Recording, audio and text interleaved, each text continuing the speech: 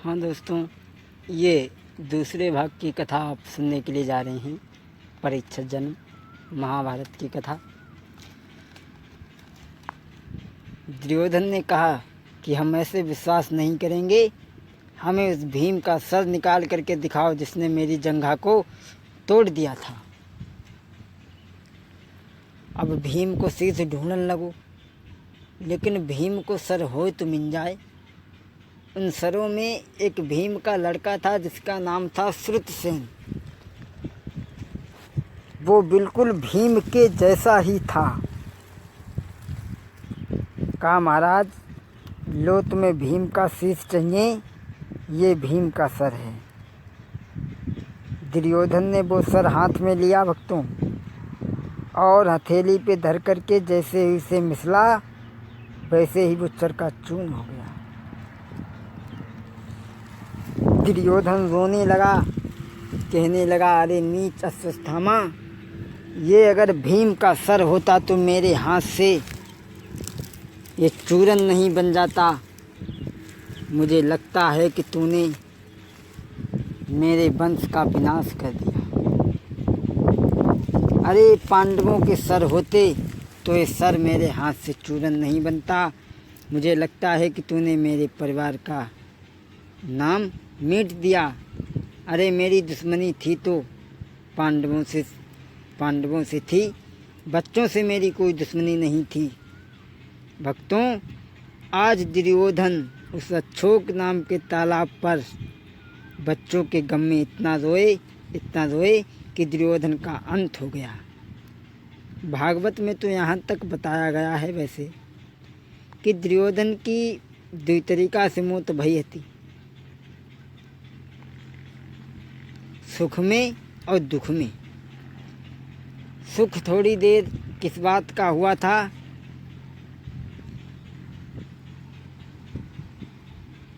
कि ये पांडवों के पांचों सर,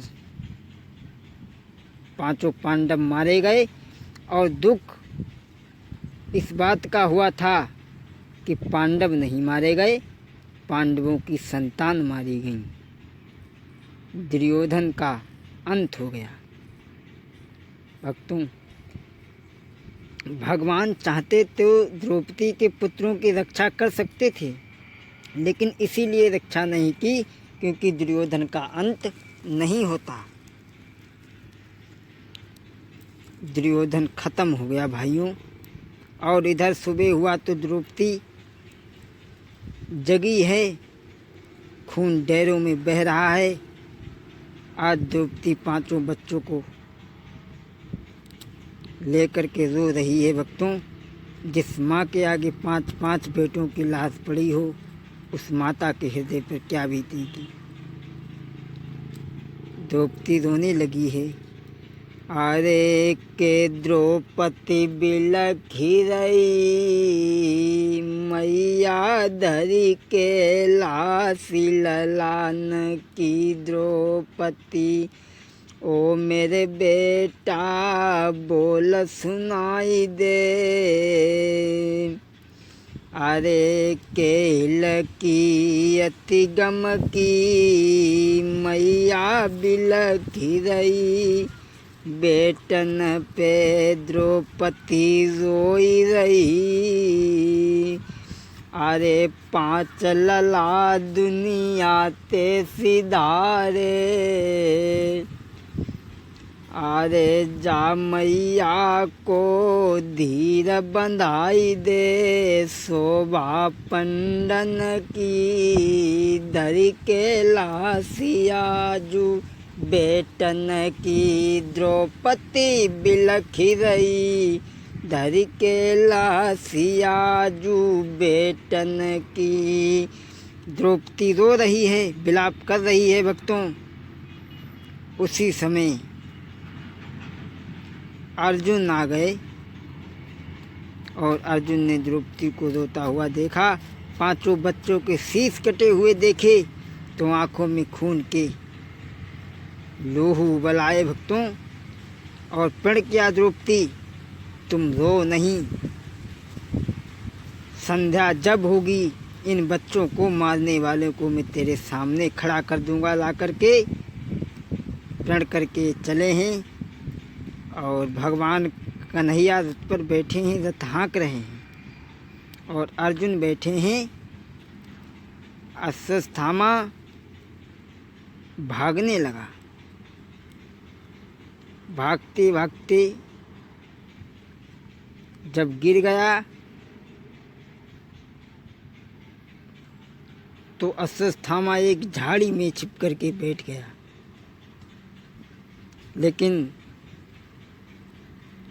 भगवान से क्या छिपा? तन की जाने बेमन की जाने और जाने चित्त की चोरी, बासामरिया से का छिपो जग के हाथ में डोरी। भगवान से क्या छिपा भक्तों?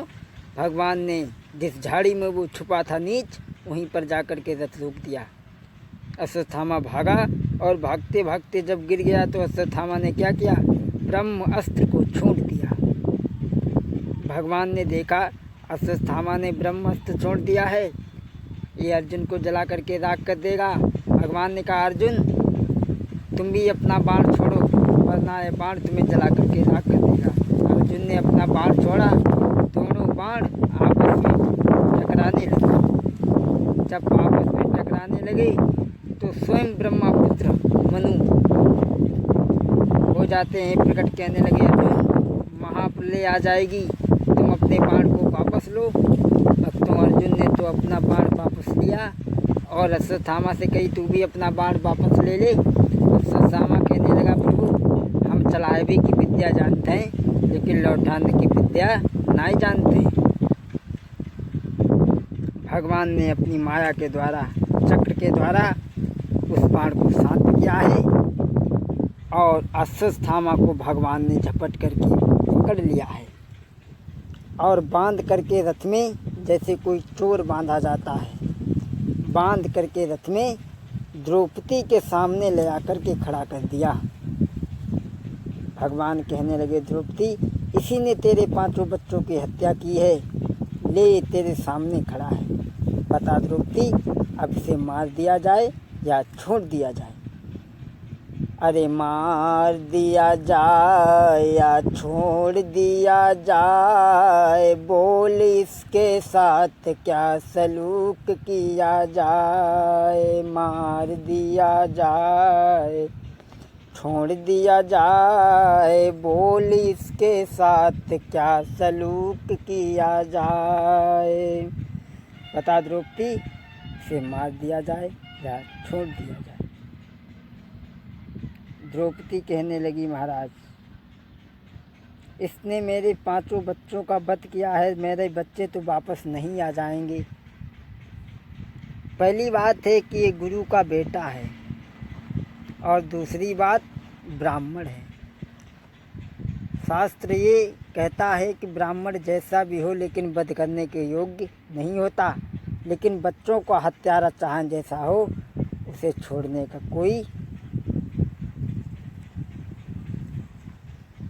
वो नहीं होता है, छोड़ा नहीं जाता। भगवान कहने लगे द्रौपदी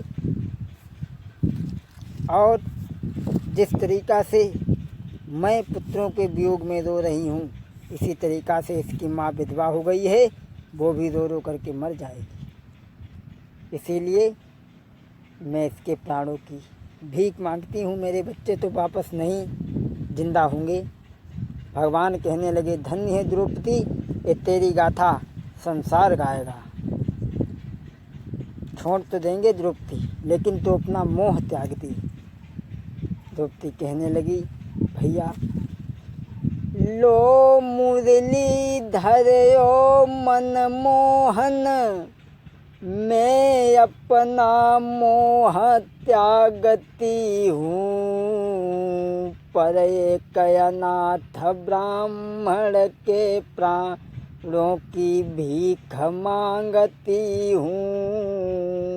द्रौपदी कहने लगी महाराज मैं अपने बच्चों का मोह त्याग रही हूँ इसी समय, लेकिन इसे छोड़ दो।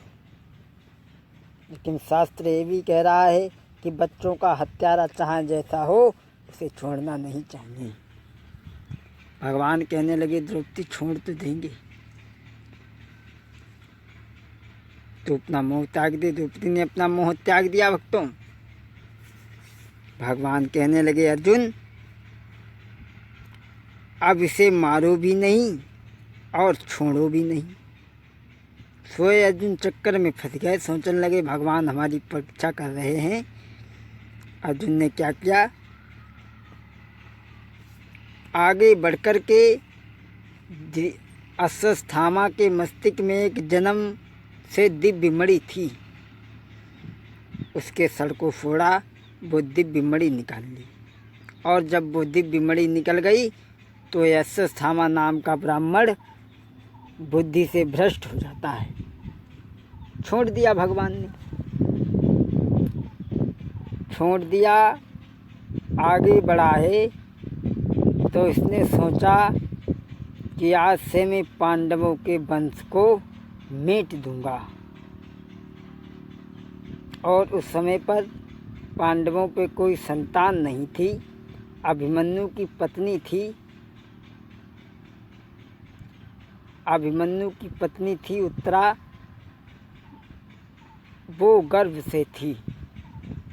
तो इसने नफरत के भाव में आकर के आगे बढ़ के क्या किया है, ऐसा बाण छोड़ा जो उत्तरा के गर्भ में प्रवेश कर गया और उस गर्भ को वो बाण जो अंदर शिष्य था उसे जलाने लगा है। द्रौपदी उत्तरा पछाड़े खाने लगी, हाय कन्हैया, हाय माधव, मेरी रक्षा करो। अगर तुमने मेरी रक्षा नहीं की तो संसार के लोग तुमसे विश्वास नहीं करेंगे। और भक्तों, भगवान के कानों में आवाज़ पहुंची। भगवान सोचने लगे बाहरे नीच, तूने अपनी नीचता का परिचय तो दे दिया,